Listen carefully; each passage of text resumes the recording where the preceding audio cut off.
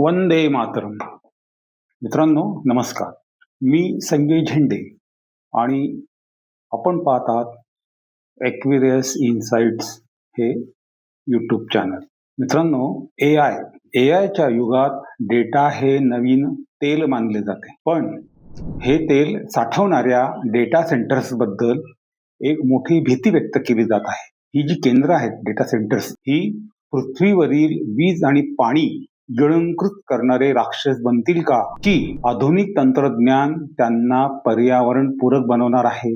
कारण वास्तव हे आहे की एक मोठे एआय डेटा सेंटर दररोज इतकी वीज वापरू शकते की त्यावर एक छोटे शहर चालू शकते. तसेच इतक्या प्रमाणात पाणी वापरले जाऊ शकते की हजारो लाखो लोकांच्या गरजा भागू शकतात. त्यामुळे अनेकांना प्रश्न पडतो की एआय आपल्याला वाचवत आहे की भविष्यातील नवीन संकट निर्माण करत आहे.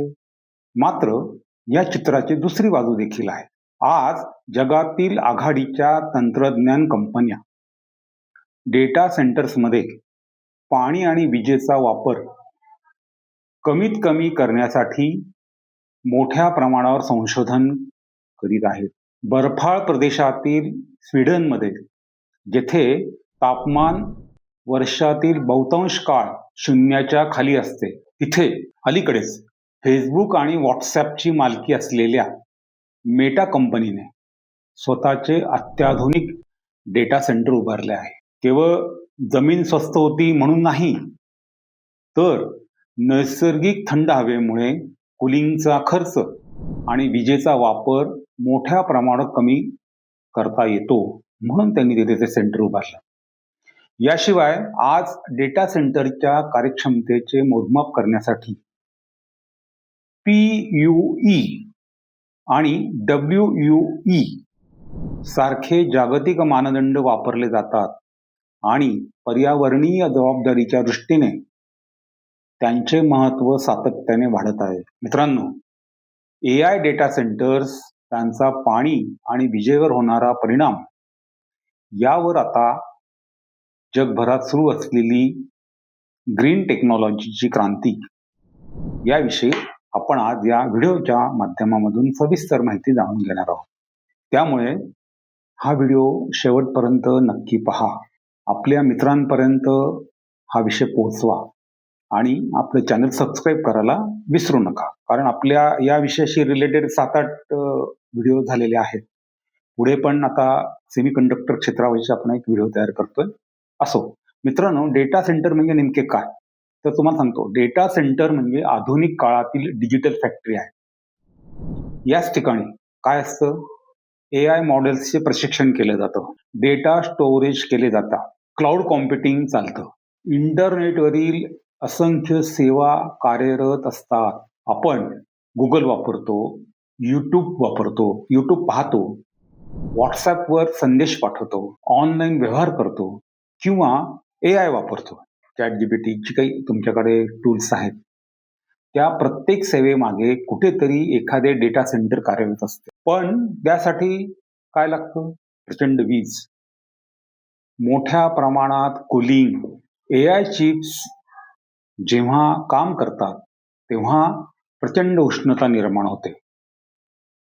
ती उष्णता नियंत्रित केली नाही तर सर्व्हर्स बंद पडू शकतात. कूलिंग ही डेटा सेंटरची सर्वात मोठी गरज असते. पारंपरिक प्रणालींमध्ये एअर कंडिशनिंग इतर काही जे कूलिंगचे प्रमाण आहेत, मोठ्या कूलिंगचा टॉवर्स याचा वापर केला जातो. यामुळे विजेचा खर्च वाढतो, पाण्याचा वापर वाढतो, कार्बन फूटप्रिंट वाढते. म्हणूनच डेटा सेंटर विषयी चिंता व्यक्त केली जाते. मग डेटा सेंटरचे स्वागत का करावे? प्रश्न आहे. एवढं जर पर्यावरणीय हानी होणार असेल तर त्याचं स्वागत का करावं? तर मित्रांनो, भारत आज वेगाने डेटा सेंटर हब बनत आहे. यामागे 3 महत्वाची कारण आहेत.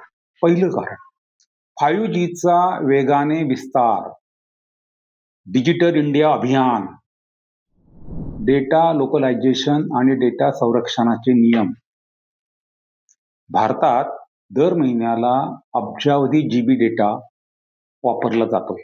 AI, क्लाउड कॉम्प्युटिंग, ऑनलाईन शिक्षण, डिजिटल पेमेंट्स आणि 5G यामुळे हा वेग आणखीन वाढणार आहे. प्रश्न असा आहे की हा सर्व डेटा कुठे साठवला जाणार? जर तो परदेशात साठवला गेला तर तो केवळ व्यावसायिक विषय राहत नाही, तर राष्ट्रीय सुरक्षेचाही विषय बनतो. म्हणूनच डेटा सेंटर्स ही आता केवळ तांत्रिक सुविधा राहिलेली नाही, ती भारताच्या डिजिटल सार्वभौमत्वाची नवी सीमा बनली आहे. आज काय होतंय? Amazon, Google, Microsoft, Meta, Facebook आणि व्हॉट्सअपची जी कंपनी यासारख्या कंपन्या भारतात मोठ्या प्रमाणावर गुंतवणूक करत आहेत. त्यांची आता ही पहिल्या टप्प्यातली गुंतवणूक कुठे आहे? मुंबई, चेन्नई, हैदराबाद, पुणे आणि दिल्ली परिसर हे नवीन डेटा सेंटर हब म्हणून आता विकसित होत आहेत. यामुळे रोजगार, गुंतवणूक, डिजिटल पायाभूत सुविधा आणि तांत्रिक स्वावलंबन वाढण्यास मदत होणार आहे. एक याच्यातला एक फॅक्टर आहे PUE आणि WUE म्हणजे काय? मित्रांनो, डेटा सेंटर किती कार्यक्षम आहे हे मोजण्यासाठी दोन महत्वाचे निर्देशांक वापरले जातात. PUE म्हणजे पॉवर युजेस इफेक्टिव्हनेस. डेटा सेंटरला मिळणाऱ्या एकूण विजेपैकी किती वीज प्रत्यक्ष संगणकीय कामासाठी वापरली जाते हे PUE च्या माध्यमातून आपल्याला कळतं. हा आकडा जितका 1 जवळ असेल तितका डेटा सेंटर अधिक कार्यक्षम मानले जाते. पूर्वी अनेक डेटा सेंटरचा PUE निर्देशांक जो होता 2.0 च्या आसपास होता. आज अत्याधुनिक डेटा सेंटर्समध्ये तो 1.1 ते 1.3 पर्यंत खाली आला आहे. दुसरा निर्देशांक WUE water uses effectiveness. Data centre प्रति युनिट विजेमागे किती पाणी वापरते हे दर्शवण्यासाठी हे मापदंड वापरला जातो. WUE हा आकडा जितका कमी तितका पाण्याचा वापर कमी. आधुनिक डेटा सेंटर्समध्ये WUE कमीत कमी ठेवण्यासाठी विशेष प्रयत्न केले जात आहेत. ग्रीन कुलिंगची नवीन क्रांती आता आली आहे. प्रश्न असा आहे की पाणी आणि विजेचा वापर कमी कसा करायचा? यासाठी नवीन तंत्रज्ञान विकसित झाले आहे. त्यामध्ये काय काय ते आपण समजून घेऊ. एक, liquid immersion cooling.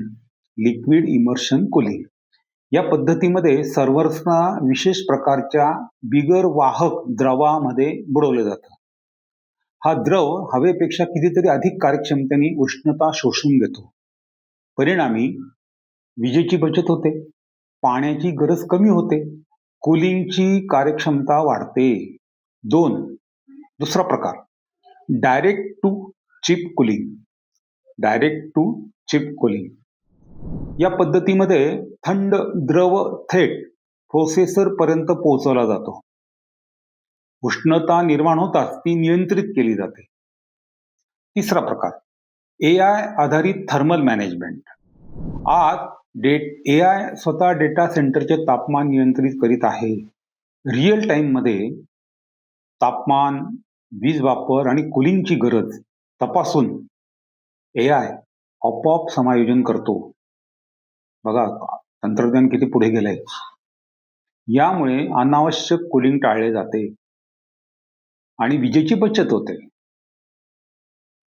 Meta, Google, Microsoft आणि Amazon काय करतायत ते बघू. मेटाने स्वीडनमध्ये स्वीडनमधलं लुलिया येथे डेटा सेंटर उभारला आहे. तेथील नैसर्गिक थंड हवेमुळे एअर कंडिशनिंगवरील अवलंबित्व मोठ्या प्रमाणात कमी झाले आहे. वातावरणच तसं आहे तिथे. बाहेरील थंड हवा थेट कूलिंगसाठी वापरली जाते. गुगलने काय केलं? अनेक ठिकाणी पिण्याच्या पाण्याऐवजी प्रक्रिया केलेले सांडपाणी वापरण्यावर भर देत आहे. त्याला न्यू वॉटर म्हणतात. त्यांनी काय केलं माहिती का, वॉटर एक नवीन कल्पना स्वीकारली आहे, तर ते वापरत आहे. मायक्रोसॉफ्ट कंपनी यांनी काय केलं, वॉटर पॉझिटिव्ह होण्याचे लक्ष्य जाहीर केले आहे. म्हणजे काय, म्हणजे वापरलेल्या पाण्यापेक्षा अधिक पाणी पर्यावरणात परत उपलब्ध करून देण्याचा हा प्रयत्न आहे. निसर्गाने दिलं ते निसर्गाला आहे. अमेझॉनने काय केलं, अमेझॉनने अनेक ठिकाणी वॉटर फ्री कूलिंग आणि एअर कूल्ड सिस्टीम्स विकसित केले आहेत. करतायत, अजून प्रयत्न चालू आहेत त्यांचे, पूर्णतः झालेलं नाही, काही सेंटर्सला झाले. यामुळे पाण्यावरील अवलंबित्व कमी होत आहे. भविष्यातील डेटा सेंटर पाणी तयार करतील. भविष्यातील डेटा सेंटर पाणी तयार करतील. कशी वाटते कल्पना? हे ऐकायला थोडं अविश्वसनीय वाटेल. संशोधक अशा तंत्रज्ञानावर काम करत आहे की ज्याद्वारे डेटा सेंटरमधून निर्माण होणाऱ्या उष्णतेचा वापर करून हवेतील आर्द्रतेपासून पाणी मिळवता येईल किंवा खारे पाणी शुद्ध करता येईल. बघू, यश मिळालं तर भविष्यात काही डेटा सेंटर्स पाणी वापरण्याऐवजी पाणी निर्माण करणारी केंद्रे ठरू शकतात.